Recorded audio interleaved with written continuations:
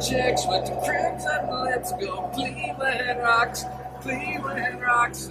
Living in sin with the safety pin, cause Cleveland rocks, Cleveland rocks, Cleveland rocks, Cleveland rocks.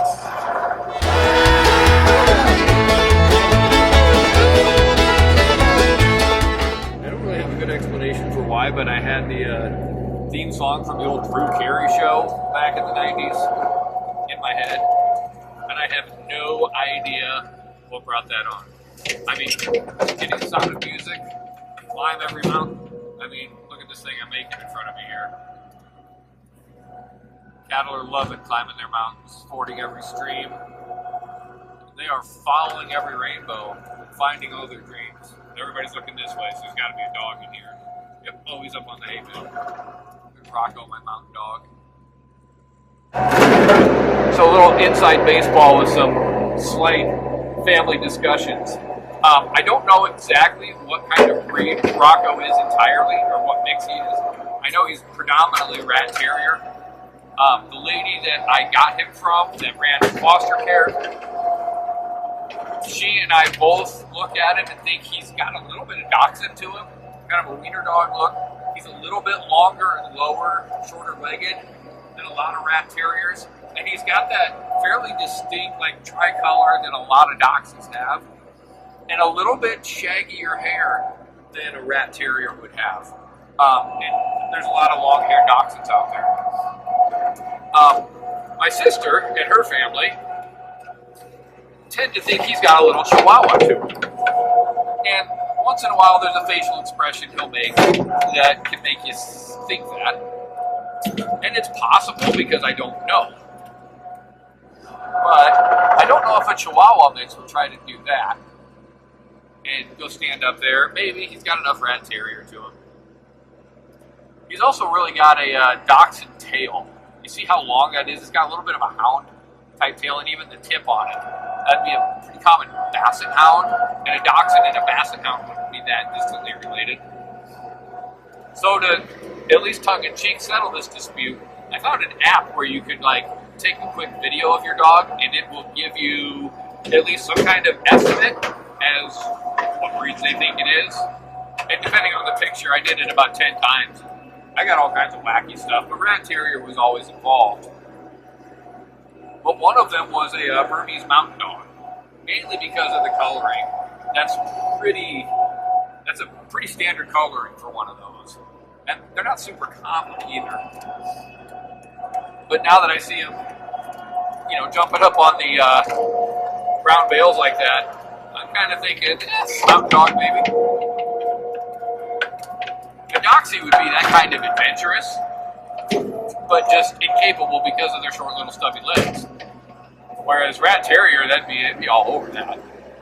That's their kind of thing. My last rat terrier, Otis, really liked to jump up on there. He was kind of a freak of nature.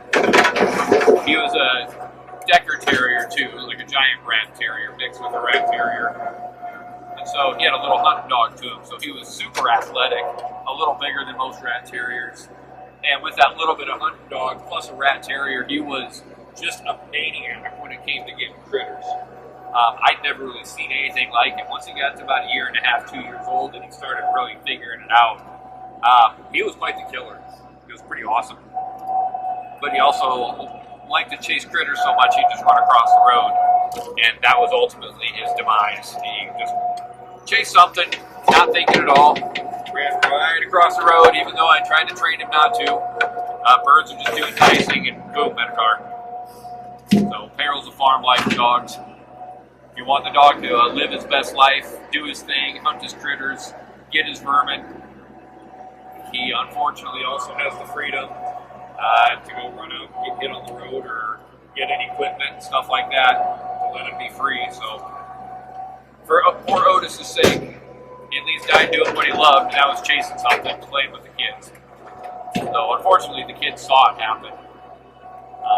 So that was kind of a sad day for everybody. I lost my buddy, and they had really started playing with him a lot that weekend when they were here. So that was just kind of too bad all the way around. So sorry for my sob story. I'll let that know.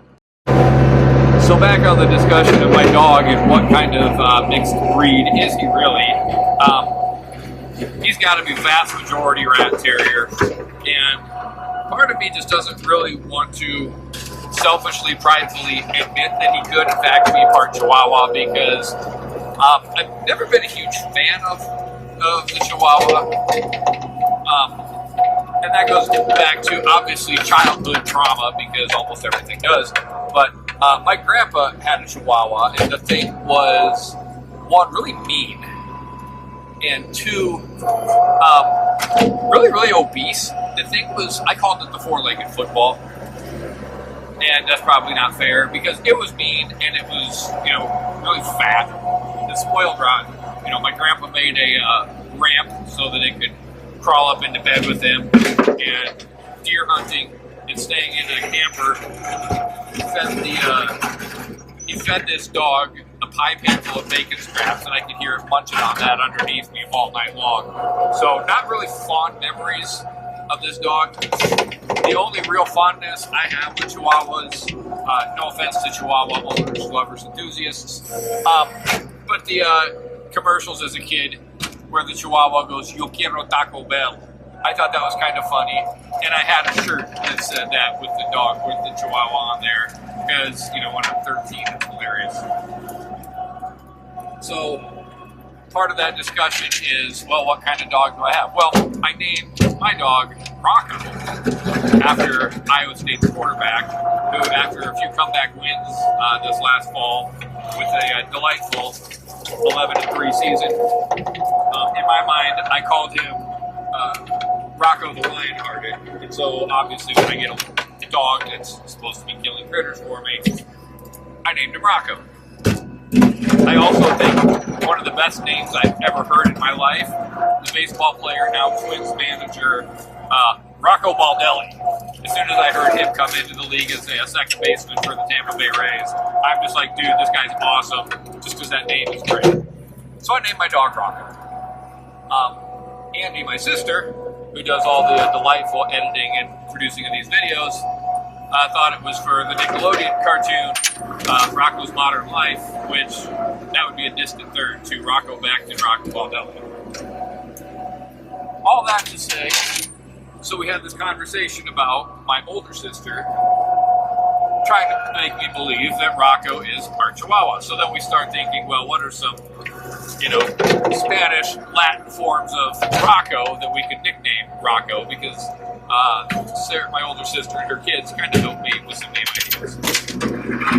And so, jokingly at times, he gets called Rico. And if I really get mad at Rocco, I just call him Rico, and I know he hates it.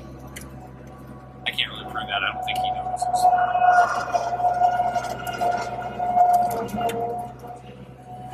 So anyway, that's the story behind my Rocco. I think currently he's keeping all the cattle moderately entertained for me.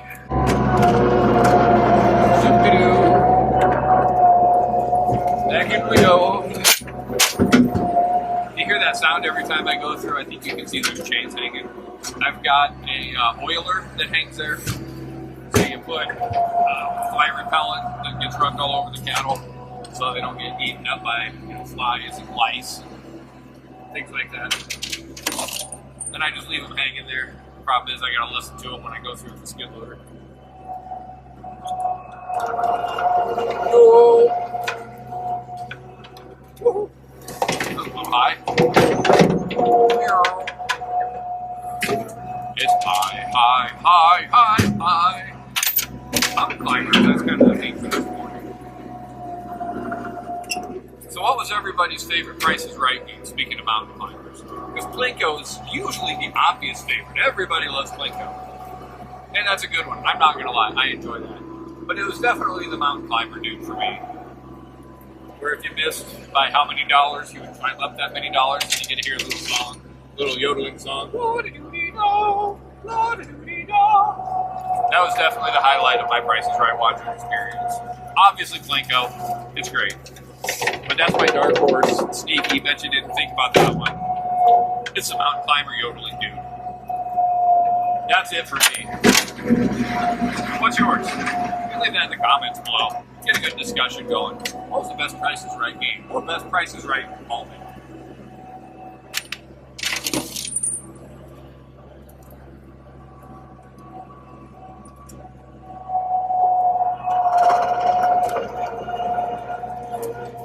It's kind of an odd full circle there too. If I was talking about the Price is Right here minutes ago, and at another point in this video, I'm singing the theme song for the Drew Carey show, and then Drew Carey became the host of the Price is Right through plays Bob Barker. Whoa! Full circle moment. The circle of life. Drew Carey game shows. In climbing mountains of round bales and manure, cleaning out my barn, sliding around 'cause it's sloppy. The circle, it's the circle of life.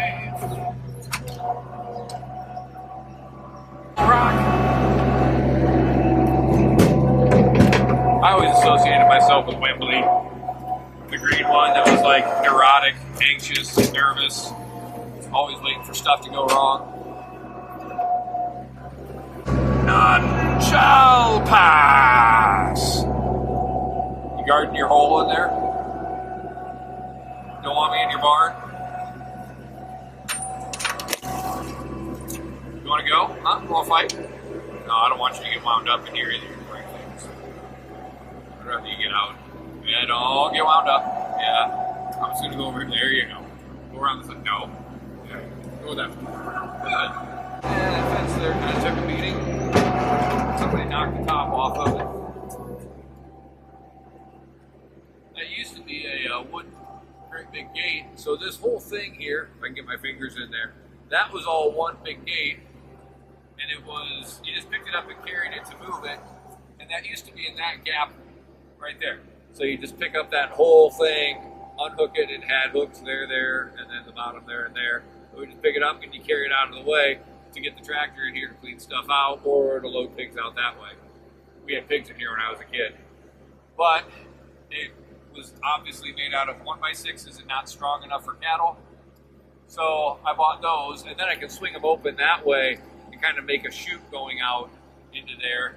Or I didn't have one giant gate that kind of had to go one way or the other and take up a whole bunch of space. It kind of disappears when I open it. So, money well spent. Those were a couple $100 for each half, I think. But I don't know how many more years this barn is going to be upright. I keep saying this is my last group of cattle, and anybody who raises cattle knows that every group is your last group of cattle, which means really none of the groups are your last group of cattle. The bug bites you and you just kind of keep going and keep going and keep going and do it again and do it again. But with this old beat up barn, it's getting to a point where I need to just, cut the apron strings, rip the Band-Aid off. If I tear the barn down, I can't fill it again. And I could maybe do some more work in here, or could have done some more work in here to make it a little more conducive to raising cattle now, and its core is just so old anymore.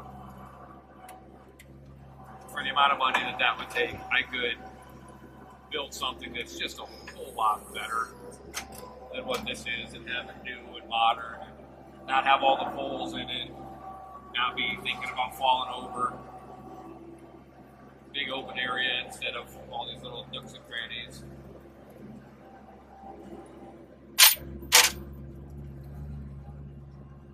So tonight when I'm loading up the manure spreader, I'll kind of get all this stuff here, all this slop, and I'll push it up against the pile. So I only have to move that all once. I mean, I could do it all now and just dump all that slop on the pile, but I'd rather they kind of just get in this and climb on it as it is without necessarily getting all sloppy. Maybe it doesn't matter. And that's an easy place to push all that into. Push that slop into the pile and grab some of the pile and kind of do that. around in circles while I go. A little more inside baseball and why I do what I do. Got my gate.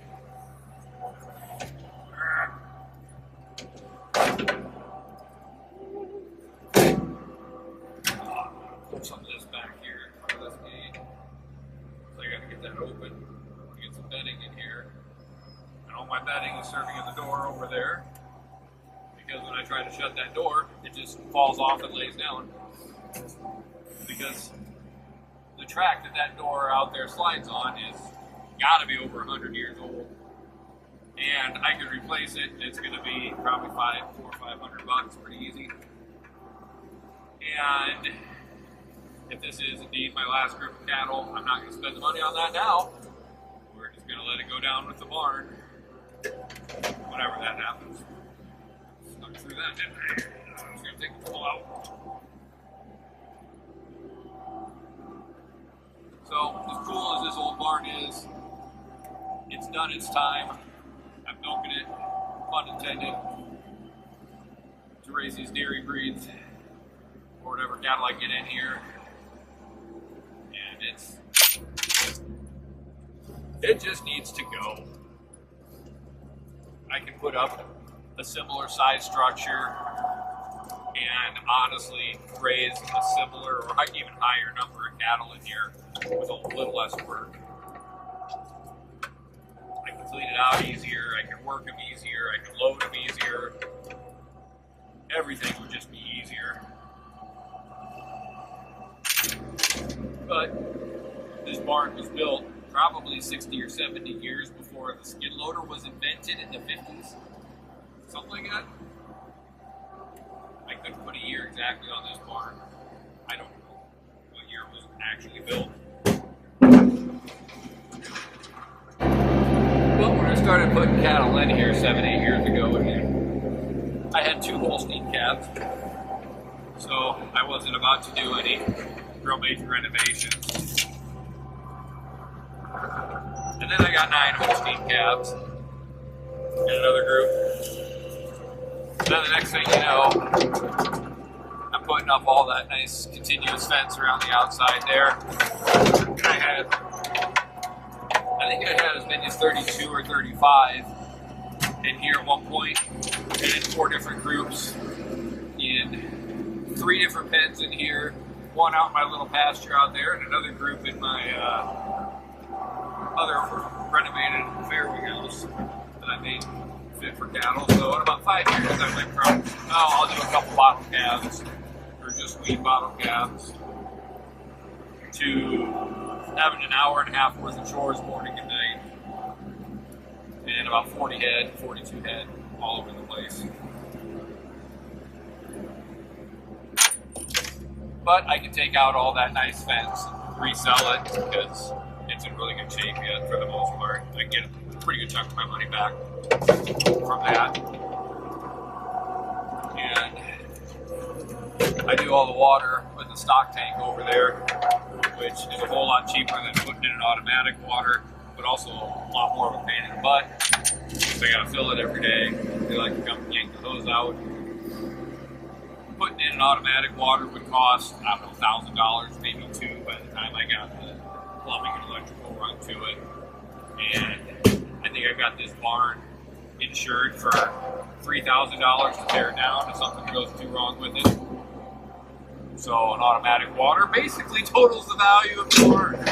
So I'm not going to do it. It's not worth it. Not for this old barn. I'm just not going to put that kind of money into it. I'm just hoping it stays upright long enough to get these guys out of here this summer. I call that a win. Hi, everybody. You're all looking at me. What's the deal? I'm about done. I'm gonna get out of here. Alright, now we're gonna grab some bedding. Rocco's helping himself over there. Grabbed a corn husk. He hunted it down. I got it. Enjoying his kill right now. Way to go, dog. Mighty hunter.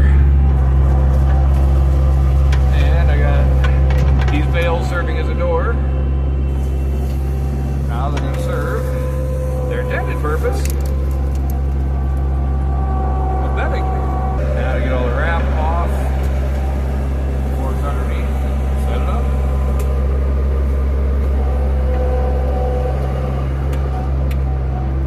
And back out.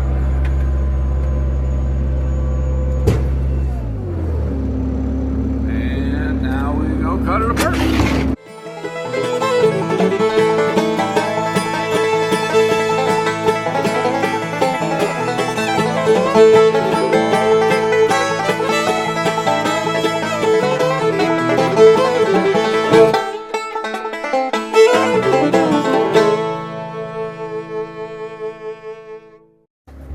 Alright, so we got our bale opened up, broken, falling apart.